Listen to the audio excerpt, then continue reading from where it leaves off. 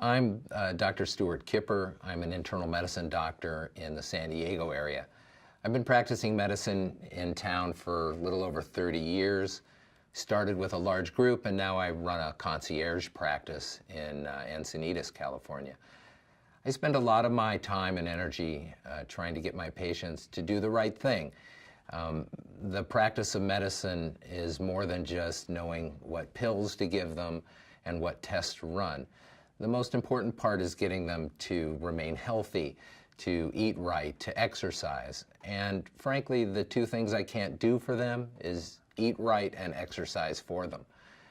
Exercise is a big part of staying well, staying in the game, staying functional.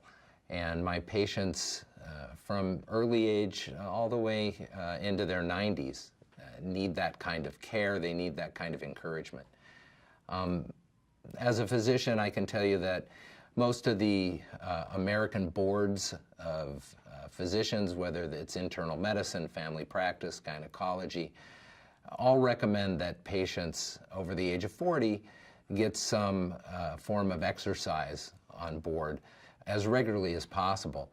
In fact, it's recommended that along with an aerobic exercise that is weekly, that muscle strength training is part of the work they should be doing. It's skeletal work.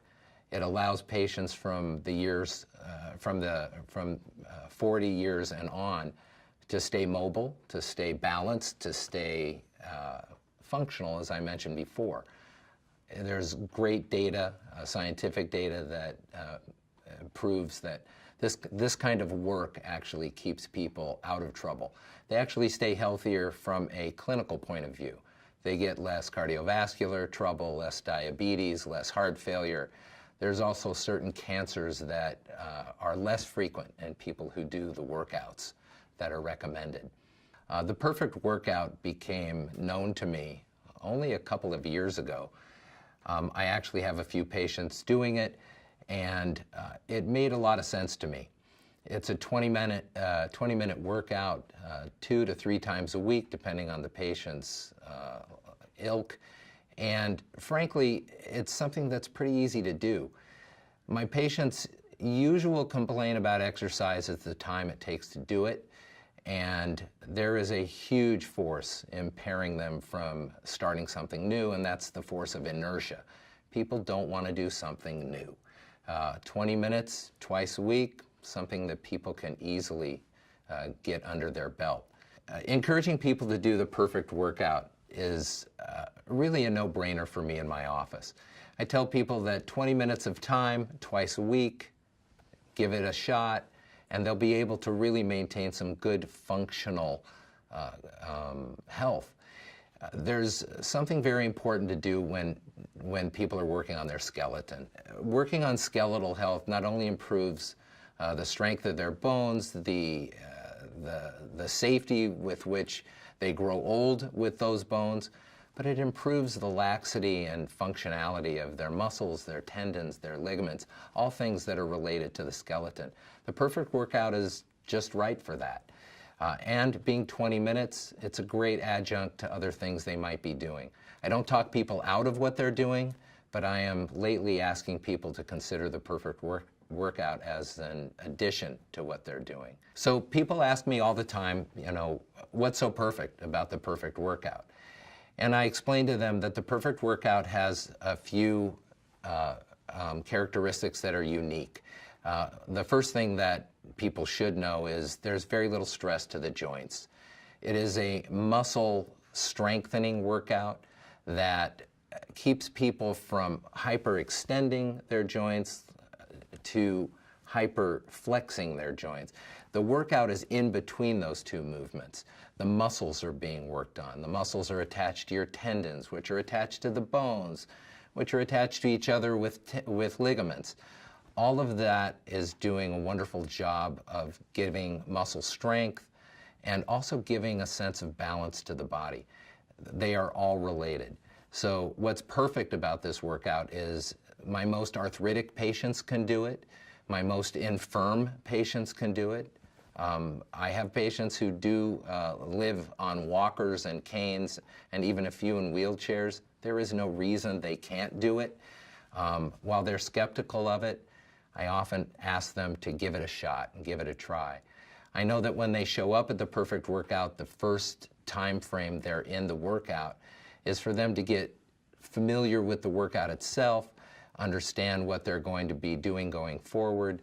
It's free for them to get the knowledge that they need, and if they choose to move forward, then the Perfect Workout becomes something that they commit to. Again, it's that initial inertia to do anything at all. And once they've met the trainers, once they've learned about the facilities and how facile it is to even do the workout, I've had patients who've signed up and have really benefited a great deal. I think I've heard every excuse for not participating in exercise, let alone the Perfect Workout. People are too busy, the gym is a horrible place to go, they're embarrassed to go, they're amongst a big crowd, there's no personal attention. All of that fades away with the Perfect Workout. I have plenty of patients who still go to the gym. I explain to them that the Perfect Workout offers them a very personal and private experience. The facilities themselves are very quiet.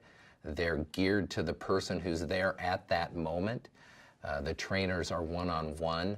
My patients are getting the full complement of benefit from each workout that they entertain and they participate in. That's a wonderful way for them to get over that initial hump of fear. Fear keeps people from doing what they're supposed to do for themselves. Again, I ask them to see the facilities, check it out, get to know one of the trainers who will engage them in their first introductory visit. And so far, people have been pretty happy. They haven't been scared off, and they like the personal attention. It also offers them the opportunity not to be hurt. There's someone there all the time who's explaining to them what not to do, which is just as important as what to do, so that they get the optimum workout, and they also don't come away feeling like they just made a big mistake. So far, no one's come back and told me that, and I'm pretty happy with the results I'm seeing in my office. And when patients return to my office after they've been participating in the Perfect Workout, I've been intensely happy with how they do. I mean, they really speak highly of it. They're very, very happy about the personal training. The results are self-evident. They come in, they look better, their labs get better, their health gets better, their activity levels go up, making my life much easier. In my particular line of work, if patients aren't coming into the office, I'm actually doing a good job for them. They're staying well, they're listening to my advice, and they're doing the things they should be doing outside of the office that keep them out of my office. So it actually helps my patients stay away from me.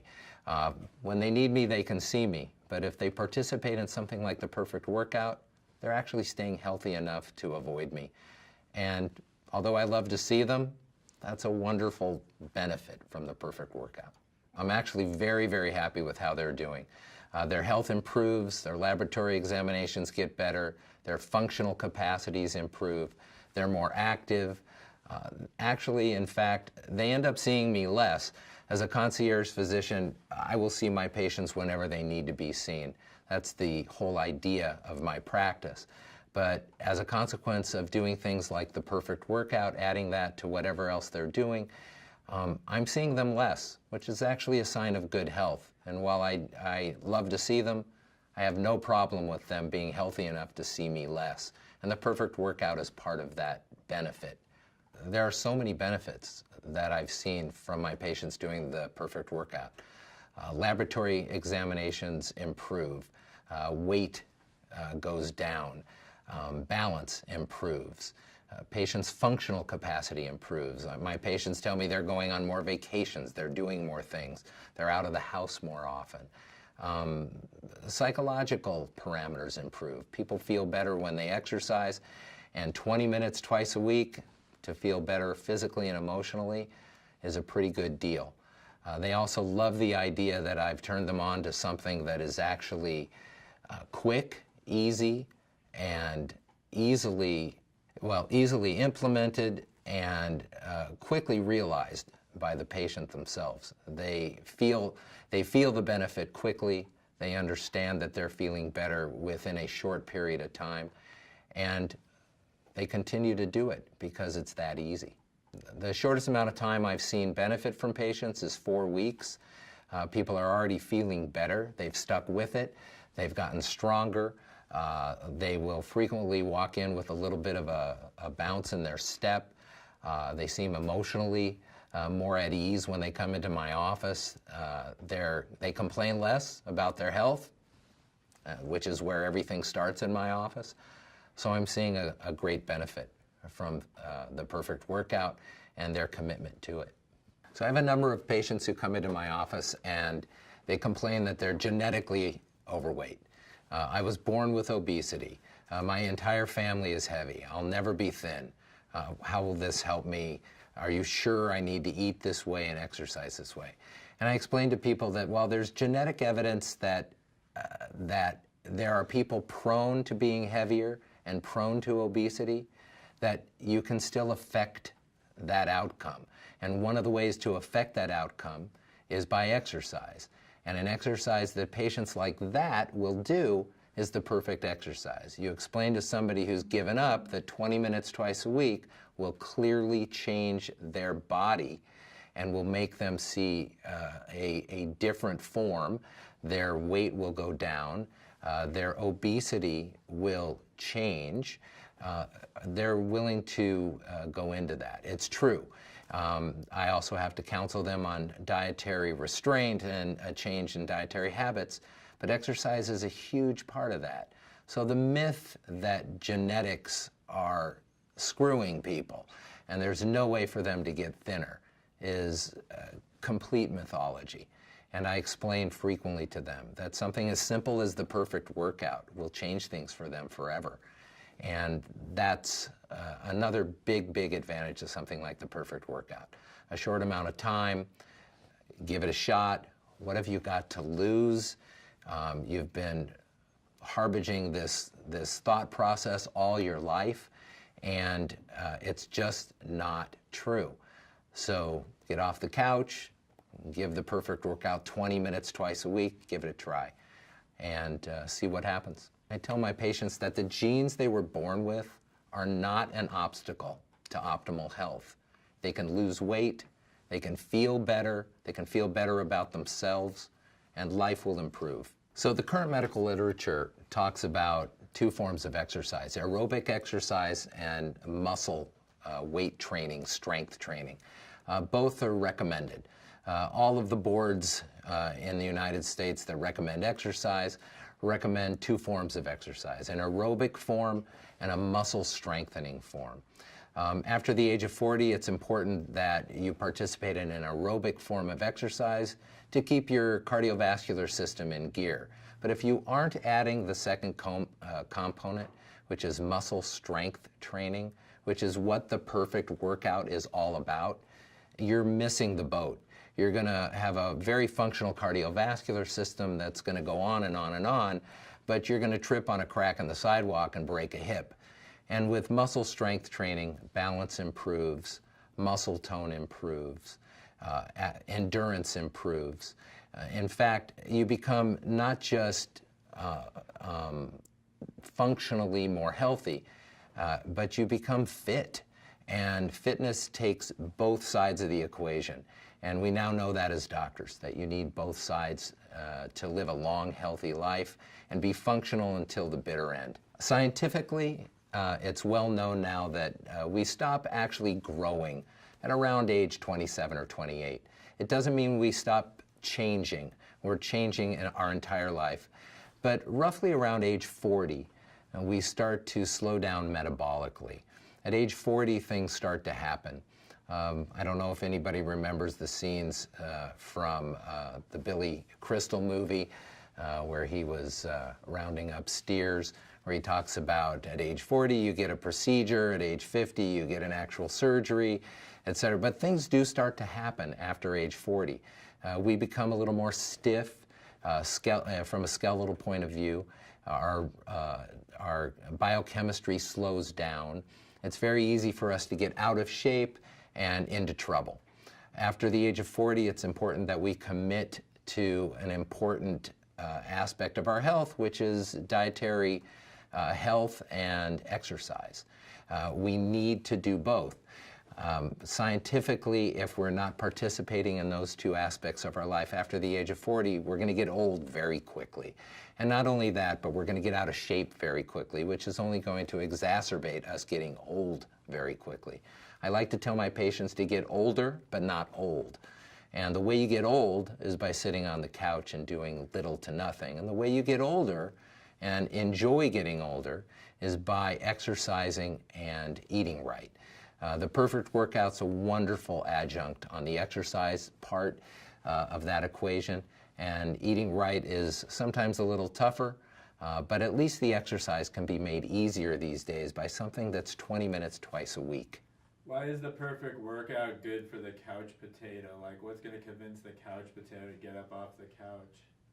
Like, why is it specifically good for people who are out of shape to kind of get back into it?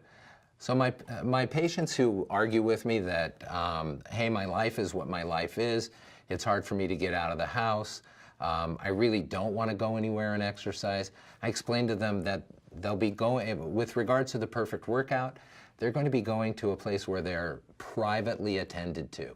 It's 20 minutes twice a week. There are those of us who spend 20 minutes in the toilet more often than twice a week. This is easy to do. This is something that if they love themselves, if they want to live longer and they want to live healthier, they can do 20 minutes twice a week. Sometimes I have to find the lever that works for my individual patients. I don't often tell the toilet analogy, but there are many analogies that work for all sorts of patients. And whatever lever I can push to get my patients off the couch, I do. And knowing my patients as I do, I usually can find the lever that gets them to move. 20 minutes twice a week is not a very difficult push. I don't have to necessarily be Sisyphus pushing a rock up a hill. I just have to find out what it is that my patients need for encouragement. And because it is 20 minutes twice a week, it doesn't take much to get them moving.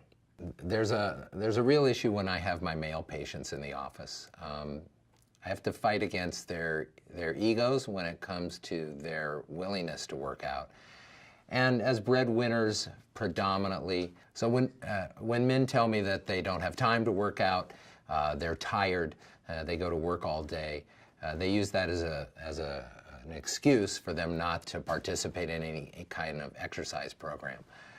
There's a little bit of ego involved when men also give me an excuse for not exercising.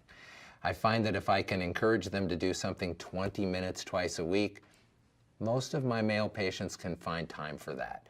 They can go in early, they can go at lunch, they can go after work. 20 minutes doesn't take them away from their family, doesn't take them away from their work. They'll ultimately get in much better shape, and that seems to be an easy sell for them. Doesn't keep them from saying no.